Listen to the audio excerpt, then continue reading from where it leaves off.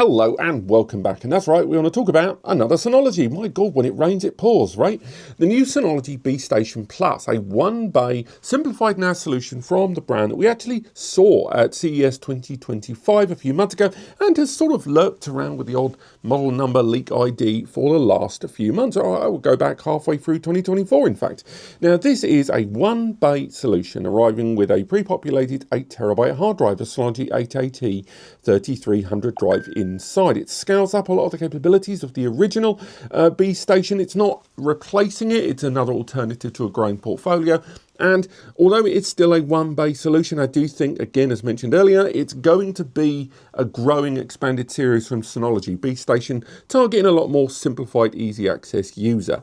Now, this arrived with the BSM software, and BeeStation doesn't have a lot of the bells and whistles of DSM. You could forget virtual machines at the moment, at least at the time of recording. There's no container application in there. This is about file sharing, multimedia backups, multimedia streaming, and simplified storage there. You can't remove and replace the drive. There isn't a second bay, so RAID is completely off the table there.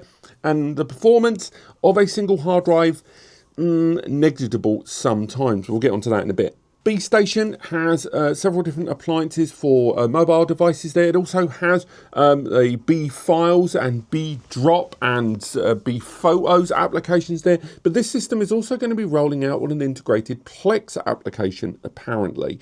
So that means this is Synology actually re-engaging with Plex Media Server. Also, the CPU inside this is an Intel J4125, which although is frankly an ancient CPU at this point, it does have integrated graphics, and Synology have had quite a lot of experience knocking around with this particular processor, like 5 years at this point, developing on this platform and knowing its eccentricities, and almost certainly they're going to make the most out of it if this is going to be sold as a multimedia NAS solution. They've kind of backed out of multimedia on a lot of their solutions in recent years, rolling away from integrated graphics processors, rolling away from BeeStation and stuff like this. But at the very least here, we're looking at a system that has Beephotos included with AI and subject recognition, synchronization with Android and iOS with dedicated applications to back up your photos on the go, not unlike the seamlessness of backing up to the cloud.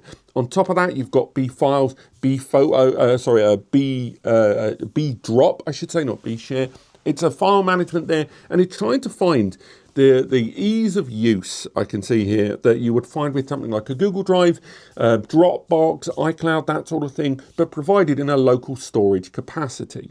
And alongside that CPU is 4 gig of DDR4 memory. You can't upgrade it, but at the very least, that is a decent amount of memory for a one-bay solution, paired again with that Celeron processor that, although is ancient, I've got to give them credit here. There are no other one-bay NAS solutions that I know of in the market that have got an integrated Intel x86 processor and 4 gig of memory. This is pretty good comparative hardware to the market. It's not new, but it's not that bad. And given that the original BeeStation was sold at $199, and that was for the 4TB version that had again, an ARM-based processor, it had, I believe, 2 gig of memory. This one, almost certainly, to get people's bums on seats, so you're going to sell this pretty darn cheap. Again, you look at an 8-bay drive right now, you can pick them up for between 150 to 200 nicker.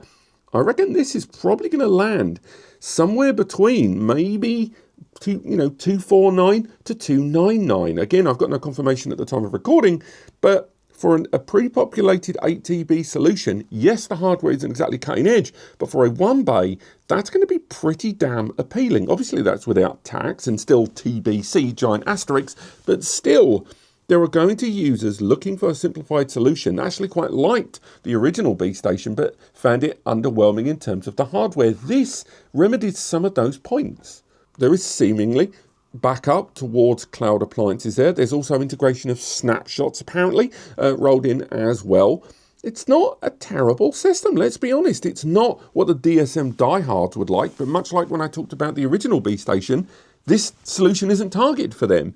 This is targeted people that just want simple, low-level backups. And if it is going to focus on multimedia, that's kind of a good thing. I hate the fact that it's not a 2-bay. I hate the fact that I've now got 8 terabytes of storage with no safety net. And yes, that means I'm going to have to find another 8 TB location, either by a USB connected, and it's got a USB Type-C port at 5 gig, by the way, or synchronize onto a cloud space or another NAS, I still need a backup. You should always have a backup, but still, at least for the package we're seeing here, it's actually not that bad. It's clearly being built to pull people in and keep them within an ecosystem. Let's not fool ourselves.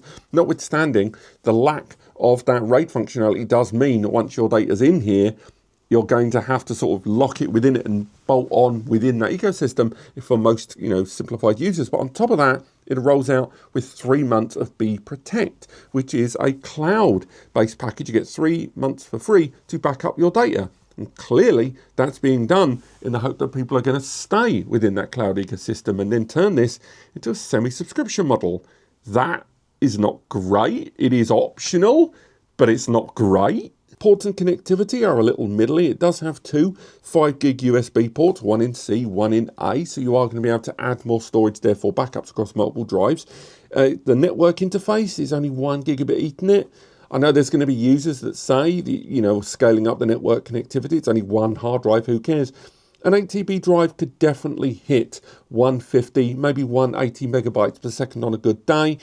And, capping that at 109 megs as a network interface, and a single network interface is a bit annoying, I think most people would agree. But again, I'm using tech level arguments on a non-tech focused box. This is not designed for users that use BeeStation. This is for users that want a Synology NAS that is simple as F. And in that, I'll give them this does that. But just keep in mind, this is definitely a box with a lot of caps wrapped around it there. Now, almost certainly Synology are going to scale out the majority of a lot of their Plus series devices over time into BeeStation alternatives. I talked about this in other videos, but I'm getting a vibe from Synology that perhaps a lot of these value series devices, a lot of these small 2 to 4 bay devices are almost certainly over time going to become BeeStation devices as DSM and the Plus series get pushed more towards starting at that 5, that 8, that rack mount, maybe not even the 5 and the 8 to be honest, but